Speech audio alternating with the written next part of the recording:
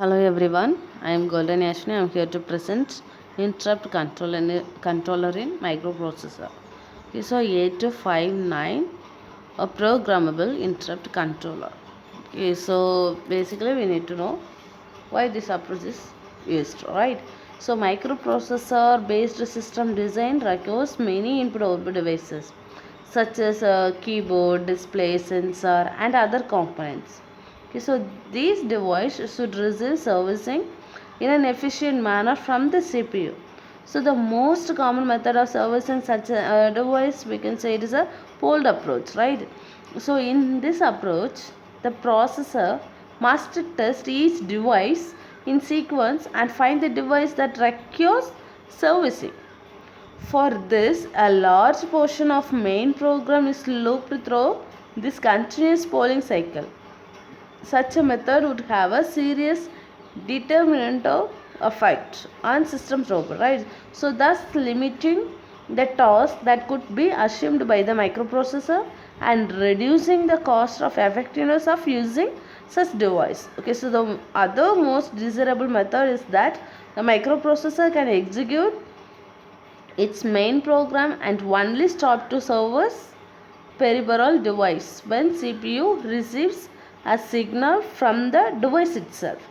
So then the processor should complete whatever instruction is currently being executed and fetch a new routine that will service the requesting device. However, after completion of service, the processor would resume exactly where it left off. This method is known as an interrupt, right? So interrupt are used in a microcomputer system for different applications. When the number of input output devices are less, the already available interrupt of microprocessor are sufficient and there is no requirement of programmable interrupt control. Okay, so on completion of this video, students will be explain what is interrupt controller and how to interface interrupt controller likewise. Interrupt controller. So the 8259 is known as a programmable interrupt controller microprocessor. Okay, so in 8086 actually we have a 5 hardware interrupt. In 8086 2 hardware interrupt. Okay, so by adding 8259 we can increase the interrupt handling capability. Okay, so this chip combines multi interrupt input source to signal interrupt output. Okay, so this provides 8 interrupt from IR0 to IR7. Let us see some features. This chip is designed for 8085 and 8086. So it can be programmed either in edge trigger or in a level trigger.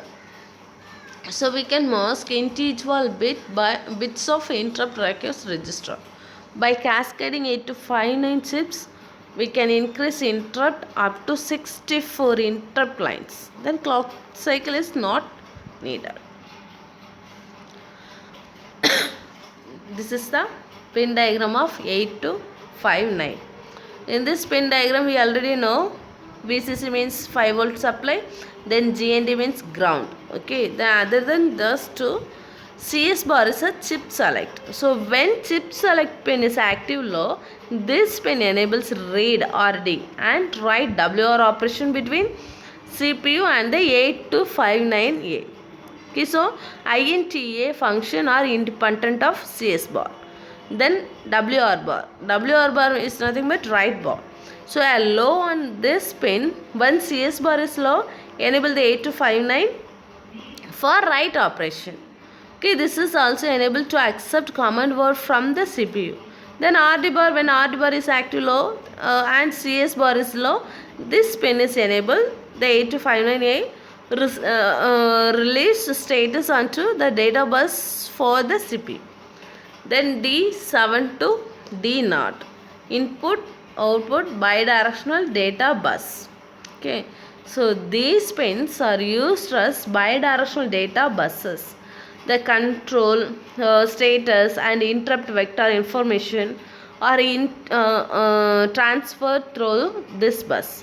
Okay, CAS0 to CAS2, input output cascade lines. Okay, actually it have a only 8 interrupt. When the number of interrupt requirement is more, a multiple interrupt controller must be connected in cascade. Okay. Then the next pin is SB bar by EN bar. That means slave program enable buffer. Okay, this is dual function pin. When this IC is used in the buffer mode, it can be used as an output to control buffer transfers. If this IC is not in buffer mode, it is used as an input to designate a master or slave. INT means interrupt. This pin goes high whenever a valid interrupt request is asserted. Okay, this pin signal is used to interrupt the CPU. Therefore, it is connected to the CPU's interrupt pin. Then IR0 to IR7 interrupt request. These pins are used as asynchronous inputs. Each pin can be used to receive an interrupt request to the CPU by raising an IR input from low to high. So the interrupt pin must be maintained at high level until this acknowledges edge triggered mode, or just by high level on an IR input level trigger mode. Okay, then INTA bar is nothing but interrupt acknowledged. This pin becomes high even a valid interrupt request is asserted. This pin is used to enable 8259 interrupt vector data onto the data bus by a sequence of interrupt acknowledged pulses issued by the CPU. Then A0 address line. So this pin works in a conjunction with CS bar, WR bar and read bar pins. Okay, this is also used by a 8259A read to read various command words. The CPU writes and status the CPU wishes to read. Okay, these are the explanation of the 8259 pin. Next, this is the functional diagram of 8259. So the first block is interrupt request register in the right side. Okay, IRR. So the interrupt at the IR input lines are handled by two internal registers. The input request register IRR and the in-service register ISR. So IRR is used to store all the interrupt requests which are requesting service, and it provides service one by one on the priority basis.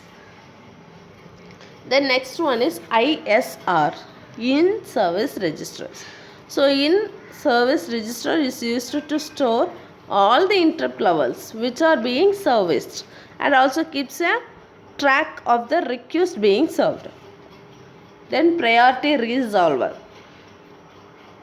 So in this logic block determines the priority of the interrupt request in the IRR.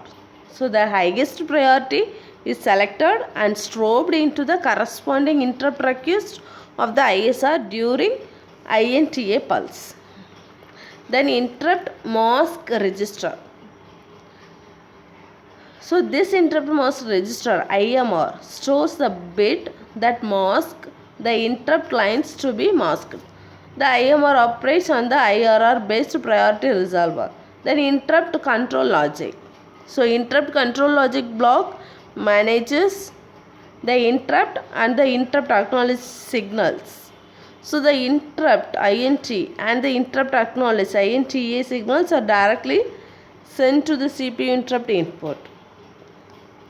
Then data bus buffer. So it is a tri-state, 3-state bidirectional 8-bit buffer is used to interface 8259 to the microprocessor data bus.